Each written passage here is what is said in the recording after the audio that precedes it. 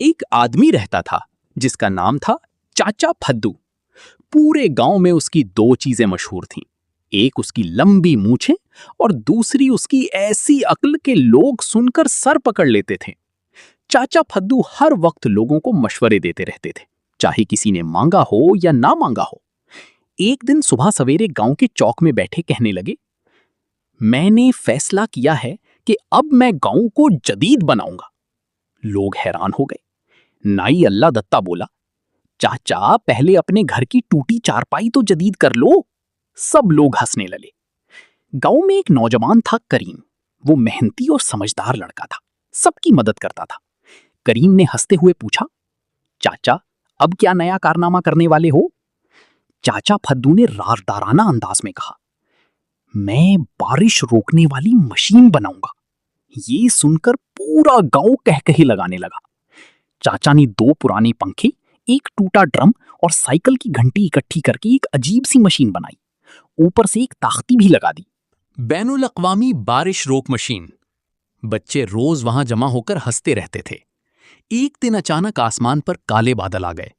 तेज बारिश शुरू हो गई। गांव की कच्ची गलियां पानी से भर गईं। चाचा फद्दू फौरन दौड़ते हुए अपनी मशीन के पास गए और जोर जोर से घंटी बजाने लगे। टिन टिन टिन, बारिश बंद हो जा। लेकिन बारिश और तेज हो गई। इतने में एक जोरदार हवा चली और चाचा की मशीन सीधी भैंसों के बाड़े में जा गिरी। भैंस डर कर भागी, चाचा उसके पीछे भागे और पूरा गांव हंसते हंसते दोहरा हो गया।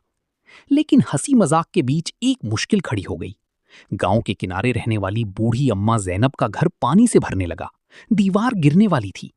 करीम फौरन चिल्लाया, सब लोग इधर आओ, अम्मा को बचाना है।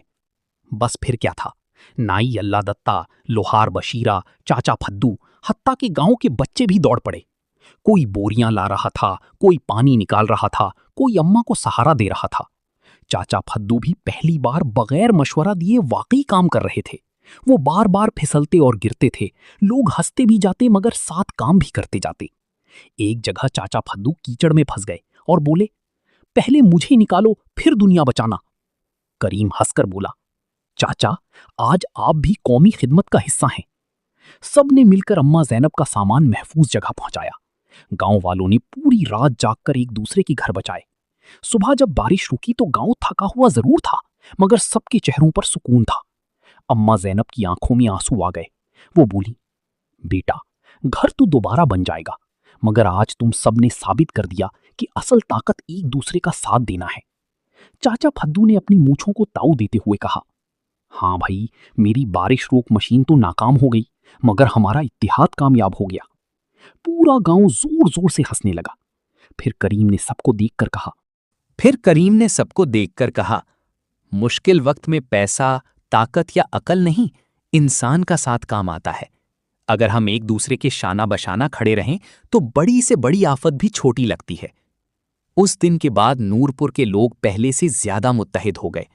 किसी के घर खुशी होती तो पूरा गांव शरीक होता, किसी पर मुश्किल आती तो सब साथ खड़े होते। और चाचा फद्दू, वो आज भी अपनी नई नई इजादातें बनाते रहते हैं, मगर अब गांव वाले उन पर हंसने के साथ साथ प्यार भी बहुत करते हैं, क्योंकि उन्होंने सीख लिया था कि जो लोग मुश्किल वक्त में साथ खड़े हों वही असल खानदान होते हैं।